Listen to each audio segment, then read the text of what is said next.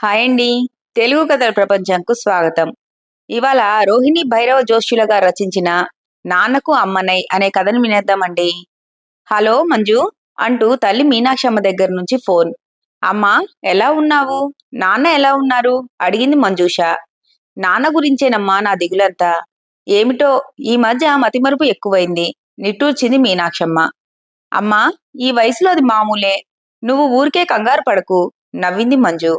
అలా కాదు మంజు, నువ్వు ఒకసారి రాకూడదు? అసలు విషయం ఏమిటో తెలుస్తుంది. కాస్త సీరియస్ గా మాట్లాడుతున్న తల్లి మాటలు తోసిపుచ్చేవిగా అనిపించలేదు. అలాగే వస్తాన్లే, నువ్వు కంగారు పడి అన్నయ్య వదినలను కంగారు పెట్టకు అని సముదాయించింది తల్లిని.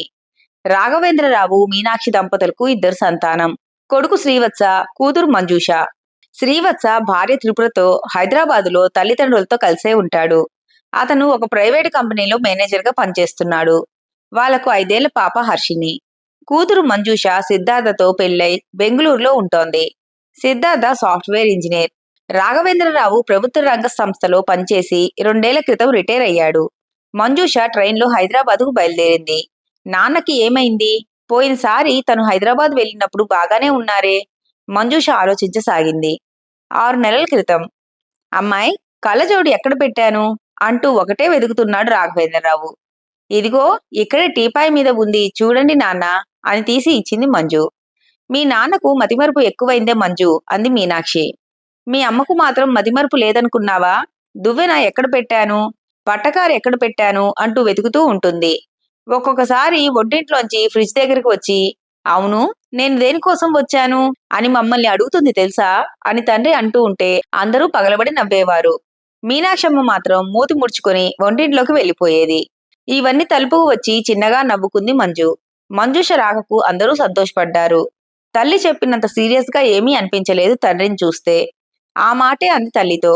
నీకే తెలుస్తుందిగా అన్న మీనాక్షమ్మ మాటల్లో ఏదో తెలియని బాధ కనపడింది మంజుకి. సాయంత్రం త్రిపుర టీ తెచ్చి అందరికీ ఇచ్చింది. అందరూ కబుర్లు చెప్పుకుంటూ టీ తాగారు. ఆఫీస్ నుంచి వచ్చిన శ్రీవత్సకు టీ ఇవ్వటానికి లోపలికి వెళ్ళింది త్రిపుర. ఇదిగో మీనాక్షి, నాకు టీ ఇవ్వలేదేం? రాఘవేంద్రరావు భార్యను అడుగుతున్నాడు. అదేంటి నాన్న, ఇప్పుడే తాగావుగా? ఇదిగో నువ్వు తాగేసిన గ్లాసు అంటూ ఖాళీ గ్లాస్ చూపించింది మంజు. నేనెక్కడ తాగాను? నాకసలు ఇవ్వందే. ఇది మీ అమ్మ గ్లాసు. ఈ మధ్య మీ అమ్మ నాకు కాఫీలు టీలు అస్సలు ఇవ్వటం లేదమ్మా. బొత్తిగా మతిమరుపు మనిషి. కంప్లైంట్ చేస్తున్న తండ్రిని కాస్త వింతగా చూసింది. పోనీలే నాన్న, ఇప్పుడే తెస్తాను అంటూ వంటింట్లోకి వెళ్లి టీ చేసి తీసుకుని వచ్చింది మంజు. మళ్ళీ ఎందుకు తెచ్చావమ్మా? ఇప్పుడేగా మనమందరం తాగాం. నీకు కూడా మీ అమ్మలాగా మతిమరుపు వచ్చిందా అంటున్నాడు రాఘవేంద్రరావు. తల్లి తన వైపు చూసింది. చూసావా, ఇది పరిస్థితి అన్నట్టు. ఒకరోజు ఆఫీస్కి టైం అయింది అంటూ భోజనం చేసి ఆఫీస్కి వెళ్ళాడు. ఆ విషయం ఎవరూ గమనించలేదు. ఆఫీస్ నుంచి ఫోన్ వచ్చింది. రాఘవేంద్రరావు ఆఫీస్కు వచ్చాడు అని. ఇది సీరియస్ గా తీసుకోవలసిన విషయమే అనిపించి తండ్రిని డాక్టర్ దగ్గరకు తీసుకెళ్లారు. ఈ వయసులో వచ్చే డిమోన్షియా కానీ అల్జిమస్ కానీ అయ్యుండొచ్చు అన్నాడు ఆయన. పరీక్షలు చేద్దాం అంటూ జాగ్రత్తగా చూసుకోమని చెప్పి ఏవో కొన్ని మందులు వాడమన్నాడు. మీనాక్షమ్మ ఒకటే ఏడుపు. ఎలానే మంజు, ఇక మీ నాన్నగారు మామూలు మనిషి అవరా అంటూ మంజును పట్టుకుని ఏడ్చేసింది. అమ్మా, ఇదేమంత భయపడాల్సిన జబ్బు కాదు. వయసుతో పాటు వస్తుంది అంతే. మనం జాగ్రత్తగా చూసుకుంటే అదే తగ్గిపోతుంది అని ధైర్యం చెప్పింది. ఒక వారం రోజులు ఉండి ఊరికి బయలుదేరింది మంజు. మీనాక్షమ్మ కళ్ళలో ఆగకుండా వచ్చే కన్నీళ్లను తుడిచి, అమ్మా, నేను మళ్ళీ వస్తాను, ధైర్యంగా ఉండు అని చెప్పి వెళ్ళిపోయింది. రోజు తల్లి ఫోన్ చేసి తండ్రి విషయాలు చెప్పేది. ఒకరోజు శ్రీవత్స నుంచి ఫోన్. మీనాక్షమ్మ బాత్రూంలో జారిపడిందని, తలకు గాయం అయిందని, కాస్త సీరియస్ గా ఉందని చెప్పాడు. హుటాహుటిగా హైదరాబాద్కు బయలుదేరింది. హాస్పిటల్లో తల్లిని చూసి దుఃఖం ఆగలేదు. అప్పుడే కళ్ళు తెరిచిన మీనాక్షమ్మ మంజు చేతులు పట్టుకుని, నా దిగులంతా మీ నాన్న గురించేనమ్మా. నేను పోతే ఆయనను ఎవరు చూసుకుంటారు? పాపం మీ వదినకు అటు పాప పని, ఇటు ఇంటి పని, వీటితోనే సరిపోతుంది అంటూ కళ్ళనీళ్లు పెట్టుకుంది. మంజుకు కూడా కళ్ళనీళ్లు ఉబికి ఉబికి వస్తున్నాయి. అమ్మా, ఈ పిచ్చి మాటలేంటి? నీకు బాగైపోతుందని డాక్టర్ చెప్పాడు. నువ్వు ఇంటికి వస్తావు. నాన్నను నువ్వే చూసుకుందువు గాని ఊరికే దిగులు పెట్టుకోకు అని ధైర్యం చెప్పింది. కాని తల్లికి నిజంగా బాగవుతుందా అని ఏదో అనుమానం. ఇంటికి వచ్చి తండ్రి కోసం వెతికింది. ఆయన తన గదిలో ఒక మూల ముడుచుకొని కూర్చున్నాడు. అమ్మ ఎక్కడ మంజు అని చిన్నపిల్లాడిలా అడిగిన ఆయనను చూసి దుఃఖం పొంగుకొచ్చింది మంజుకి. ఆ రోజు రాత్రే మీనాక్షమ్మ చనిపోయింది. మంజు తండ్రిని వదలడం లేదు.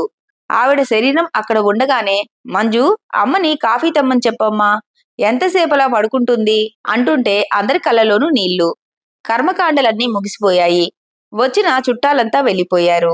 శ్రీవత్స చెల్లెలి చేతులు పట్టుకొని, మంజు, ఇంకో 10 రోజులు ఉండకూడదు, నాన్న కాస్త కోలుకుంటారు అని అడిగాడు. అలాగే అంది మంజు. మీనాక్షమ్మ పోవడంతో రాఘవేంద్రరావు ఆరోగ్యం ఇంకా దిగజారిపోయింది. ఒకరోజు శ్రీవత్స స్నేహితులు ఇంటికి వచ్చారు. వాళ్ళను తన స్నేహితులుగా భావించి, ఒరేయ్ సూర్యారావు, టైం అయింది, కాలేజీకి వెళ్దాం పదా అన్నట్టు నీ ఇంగ్లీష్ నోట్స్ ఒకసారి ఇవ్వరా, నేను రాసుకోవాలి అంటూ రాఘవేంద్రరావు వాళ్ళ పక్కన కూర్చుని నవ్వుతూ మాట్లాడుతున్నాడు. ఆయనను లోపలికి తీసుకురావటానికి తలప్రాణం తోకకు వచ్చినట్లయింది. ఇంకొక రోజు ఎవరో తెలిసిన వాళ్ళు వస్తే, మా అమ్మాయికి ఒక మంచి సంబంధం ఉంటే చెప్పండి అని వాళ్ళ దగ్గర కూర్చుని తమ వివరాలన్నీ చెప్తున్నాడు. మరొక రోజు బట్టలన్నీ సంచిలో పెట్టుకొని, మా అమ్మ వాళ్ళ ఊరికి వెళ్ళాలి, వాళ్ళని చూసి చాలా రోజులైంది, ఎన్ని రోజులు ఈ హాస్టల్లో ఉండటం అని బయటికి నడుస్తూ ఉంటే సర్ది చెప్పి లోపలికి తీసుకుని వచ్చారు. 10 రోజులయ్యాక మంజు ఊరికి వచ్చేసింది. మంజు ఎప్పుడో అప్లై చేసిన ఉద్యోగం రావటంతో వెంటనే జాయిన్ అయింది. రోజు అన్నకు ఫోన్ చేసేది. బాగానే ఉంది అని పొడిగా సమాధానం ఇచ్చేవాడు శ్రీవత్స. తను మళ్ళీ వెళ్ళలేదని అన్నయ్యకు కోపం వచ్చినట్టుంది అనుకుంది మంజు. 3 నెలల తర్వాత తండ్రిని చూడటానికి వెళ్ళింది.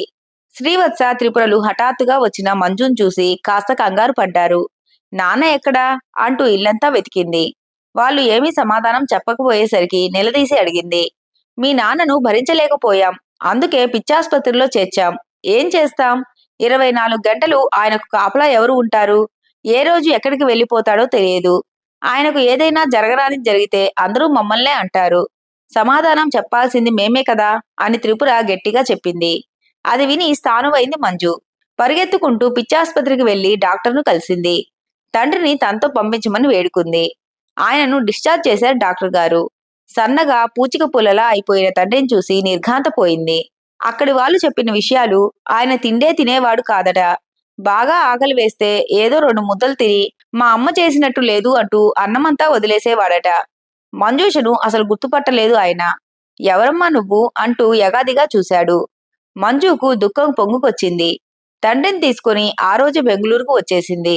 ఒక వారం రోజుల తర్వాత తండ్రి కొంచెం కుదుట పడ్డట్టయింది. ఒకరోజు, అమ్మా, నువ్వు ఎవరివో కాని మా అమ్మలాగా మంచి భోజనం పెట్టావు, దయచేసి నన్ను మా అమ్మ వాళ్ళ ఊరికి తీసుకెళ్లవు అని రాఘవేంద్రరావు కూతుర్ని బతిమిలాడాడు. ఏం చెప్పాలో అర్థం కాలేదు మంజుకు. వారం రోజులైనా రాఘవేంద్రరావు తమతోనే ఉండటం చూసి సిద్ధార్థ అడిగాడు, ఇంకా ఎన్ని రోజులు ఉంటాడు మీ నాన్న అని. ఇక శాశ్వతంగా మనతోనే ఉంటారు సమాధానం ఇచ్చింది. అదెలా కుదురుతుంది, ఆయనను చూసుకోవలసిన బాధ్యత కొడుకుది కాదా, వెంటనే మీ అన్నయ్య ఇంటికి పంపేయ్ అన్నాడు. మంజుకు బాగా కోపం వచ్చింది. విసురుగా అంది, ఆ రోజు మా నాన్న ఆస్తిలో మా అన్నయ్యకు నాకు సమాన వాటాలు వేసినప్పుడు మీరేమన్నారు, మీ నాన్న న్యాయంగా వాటాలేశాడు అనలేదు. ఆస్తిలో సమాన వాటా తీసుకున్నప్పుడు ఆయనను చూసుకునే విషయంలో కూడా సమానంగానే ఉండాలి కదా. కూతుళ్లకు హక్కులు కావాలి కాని బాధ్యతలు అక్కర్లేదా, ఇదెక్కడి న్యాయం అంది కోపంగా. ఆయనను తమతో ఉంచుకోవడానికి సిద్ధార్థ ససేమిరా ఒప్పుకోలేదు. వేరే ఇల్లు తీసుకుని తండ్రితో పాటు ఉండటానికి నిశ్చయించుకుంది. సిద్ధార్థ మౌనంగా ఉండిపోయాడు. కొన్ని రోజులు పోయాక తనే వస్తుందిలే అని ధీమాగా ఉన్నాడు.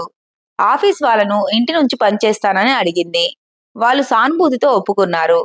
తండ్రిని చూసుకోవడానికి పనిమనిషి సాయంతో ఒక కుర్రవాడిని కుదుర్చుకుంది.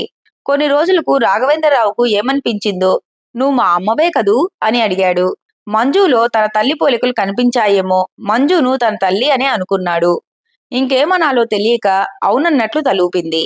అంతే, ఆ రోజు నుంచి ఆ నాన్నకు తల్లిగా మారిపోయింది. మరో నెల తరువాత సిద్ధార్థ నుంచి ఫోన్, ఇప్పటికైనా ఇంటికి రా అని. తండ్రిని వదిలిపెట్టి వచ్చే ప్రసక్తే లేదని ఖండితంగా చెప్పేసింది. ఇదంతా తెలిసిన సిద్ధార్థ తల్లిదండ్రులు విషయం ఏమిటో కనుక్కుందామని హుటాహుటిగా వచ్చారు. కొడుకు ద్వారా విషయం విని వెంటనే కోడలి దగ్గరకు వచ్చారు. వెంటనే ఇంటికి పదమన్నారు. మంజు అంది, అత్తయ్య, మీరు నాలాగా ఒక ఇంటి ఆడపడిచే కదా. ఇన్ని రోజులు నాన్నని తన దగ్గరే ఉంచుకున్నాడు మా అన్నయ్య. ఇప్పుడు వీలు కాదంటున్నాడు. మా నాన్న రుణం తీర్చుకునే బాధ్యత నాకు లేదా? అలా అని అత్తింటి బాధ్యతలు నిర్లక్ష్యం చేయను. ఆ బాధ్యతలు కూడా ఇదివరకు లాగానే నేను సంతోషంగా స్వీకరిస్తాను. మీ అమ్మాయి పెళ్లికి డబ్బు కావాలంటే నాకు మా పుట్టింటి వాళ్ళు ఇచ్చిన డబ్బు మీకు ఇచ్చాను కదా! మీరు అభ్యంతరం పెడితే నా డబ్బు మీది కాదా అనలేదా? మీ మోకాలుకు ఇక్కడే ఆపరేషన్ చేయించి 6 నెలలు నేను జాగ్రత్తగా చూసుకోలేదా? ఇప్పుడు మా నాన్న విషయంలో మీకు అభ్యంతరం ఉందంటే నాకు ఆశ్చర్యంగా ఉంది అంది ఆవేదనగా. ఆవిడకు కూడా తన పూర్వపు రోజులు గుర్తుకొచ్చాయి. అవును, తన తండ్రి పోయిన కొత్తల్లో తల్లిని ఇంటికి తీసుకుని వచ్చింది.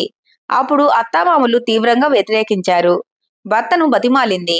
1, 2 నెలలు తల్లి తమ దగ్గరే ఉంటుందని, దుఃఖం నుంచి కాస్త కోలుకున్నాక పంపిస్తానని చెప్పింది. ఆయన ససేమిరా వీలు కాదన్నారు. అప్పుడు తను ఎంత ఆవేదన చెందింది. ఎన్నో రాత్రిళ్ళు దిండులో ముఖం దాచుకుని వెక్కి వెక్కి ఏడ్చింది. తనతో అంత చాకిరీ చేయించుకుని తన మాటకు కాస్త కూడా విలువ ఇవ్వని వాళ్ళంటే తనకెంత అసహ్యం వేసిందప్పుడు. అదంతా తలుచుకొని, నాకు తెలుసమ్మా, నువ్వు పడే వేదన. నేనూ ఆడదాన్నే. నేను ఎంత దుఃఖం అనుభవించానో ఆ దేవుడికే తెలుసు. నీకు నేనున్నాను. మీ నాన్నను జాగ్రత్తగా చూసుకో. నా కొడుకు, నా భర్త కాదంటే నేను నీకు అండగా ఉంటాను అంది కోడలిని ఊరడిస్తూ. ఇదంతా చూస్తున్న మామగారు కూడా పశ్చాత్తాపంతో కొడుకును ఒప్పించాడు. ఇప్పుడు అందరూ కలిసే ఉంటున్నారు. ఆ తండ్రిని తల్లిలా చూసుకుంటోంది మంజు. ఇంతటితో కథ కంచికి, మనం ఇంటికి. ఈ కథ గనుక మీకు నచ్చినట్లయితే లైక్ చేసి, షేర్ చేసి, కామెంట్ చేసి మన ఛానల్‌కి సపోర్ట్ చేసేయండి ఫ్రెండ్స్. ఇక ఉంటానండి. By by.